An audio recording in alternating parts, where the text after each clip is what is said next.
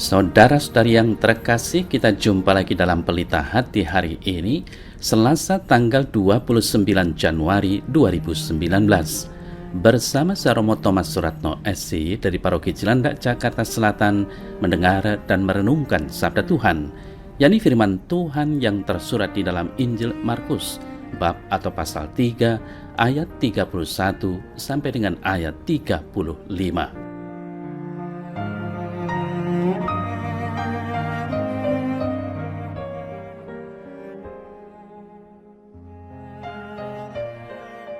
Lalu datanglah ibu dan saudara-saudara Yesus. Sementara mereka berdiri di luar, mereka menyuruh orang memanggil dia. Ada orang banyak duduk mengelilingi dia. Mereka berkata kepadanya, "Lihat, ibu dan saudara-saudaramu ada di luar dan berusaha menemui engkau." Jawab Yesus kepada mereka, "Siapa ibuku dan siapa saudara-saudaraku?" Ia melihat kepada orang-orang yang duduk di sekelilingnya itu dan berkata, "Inilah ibuku dan saudara-saudaraku. Siapa saja yang melakukan kehendak Allah, dialah saudaraku laki-laki, saudaraku perempuan, dan ibuku."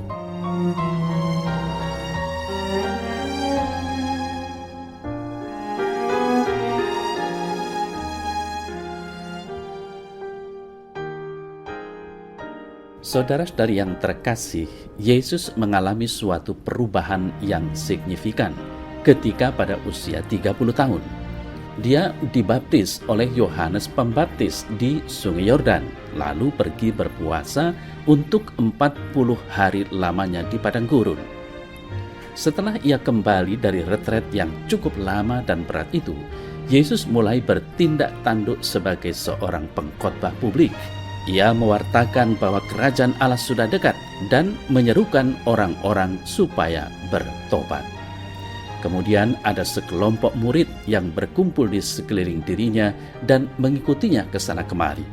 Banyak waktu Yesus digunakan untuk berkumpul dengan orang-orang berdosa seperti para pemungut cukai, PSK, dan pengemis. Banyak orang yang mulai mengikuti dia, orang sakit, orang yang dirasuki roh jahat. Yesus begitu sibuknya sehingga waktu untuk makan saja tidak ada.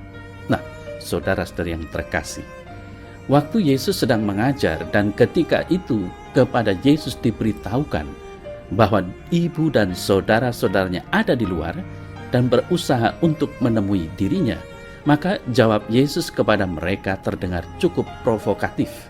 "Siapa ibuku dan siapa saudara-saudaraku?" Kemudian sambil melihat kepada orang-orang yang duduk di sekelilingnya, Yesus berkata lagi, "Inilah ibuku dan saudara-saudaraku. Siapa saja yang melakukan kehendak Allah, dialah saudaraku laki-laki, saudaraku perempuan, dan ibuku." Saudara-saudari yang terkasih, kisah dalam Injil ini mengarahkan hati kita kepada persaudaraan yang lebih mendalam. Ada persaudaraan baru yang sedang dibangun oleh Yesus bersama para muridnya. Persaudaraan baru itu bukan persaudaraan yang dilandasi oleh hubungan darah dan daging, melainkan berdasarkan pada jiwa dan semangat melaksanakan kehendak Allah. Landasan ini membuat orang bisa secita-cita dan sehati seperasaan yang mendalam juga.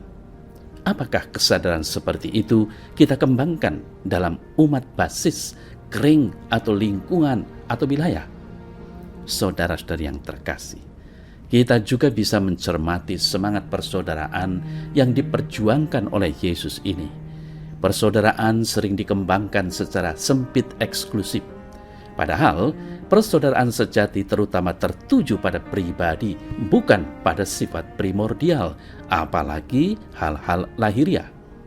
Yesus menunjukkan bagaimana persaudaraan menjadi tanda unggulan. Persaudaraan itu berdasarkan iman. Manusia bersaudara karena satu Bapa pencipta semesta. Maka dari itu kita bisa bertanya diri, bagaimanakah kita melatih sikap terbuka dalam persaudaraan seperti ini dalam kehidupan kita? Nah, saudara-saudara yang terkasih, kisah Injil tadi memang mula-mula terdengar sebagai sebuah teguran keras ternyata merupakan sebuah undangan kepada siapa saja untuk menjadi bagian dari keluarga Yesus atas dasar iman. Benar bahwa kita tidak bisa mengenal Yesus secara lengkap dan utuh karena Dia adalah Tuhan dan penyelamat kita. Maka dari itu Tuhan Yesus tetap masih dapat mengejutkan kita. Namun di tengah-tengah kejutan-kejutan yang dibuat olehnya, ada satu hal yang pasti. Kita dapat bertumbuh semakin dekat dengan Yesus selagi kita memuliakan dan mentaati sabdanya. Inilah alasan hakiki mengapa Yesus telah memberikan Roh Kudus-Nya kepada kita untuk mengajar kita dan memberdayakan kita.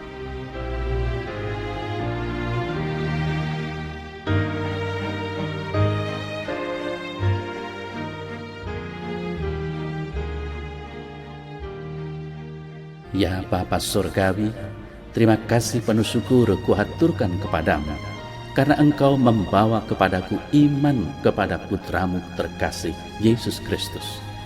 Oleh Roh Kudus, perdalamlah imanku. Ajarlah aku lebih dan lebih lagi tentang Yesus, sehingga dengan demikian aku dapat mengasihinya dengan lebih lagi. Amin.